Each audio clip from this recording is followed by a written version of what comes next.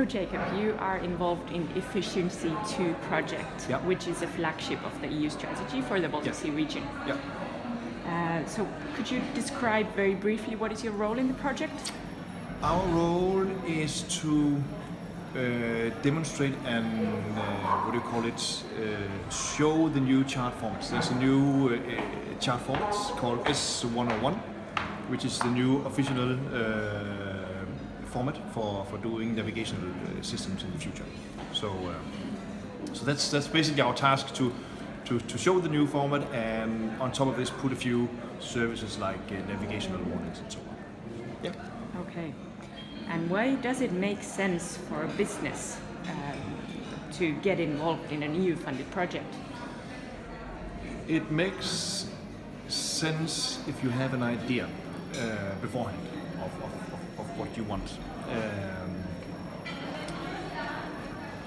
I have made navigational products before, and I have something that I would like to build on top of what we have learned in the efficiency. In the efficiency we have had funding for doing the fundamental developing and research, and we have had the possibility of adding some new standardized services for wind, weather, and navigational warnings and so on.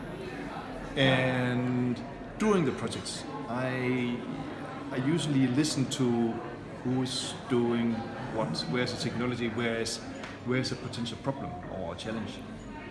And with this you start forming, okay, I want to make a navigation project out here, and then you pick up, okay, there's a guy over here, he's very good in working with traffic prediction, for example. And I said, okay, I can use that, for example, as a component.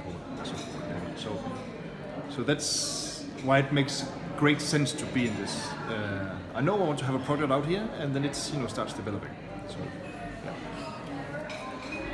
And you mentioned that being a flagship means influence, also for business. What do you mean by that? By that I mean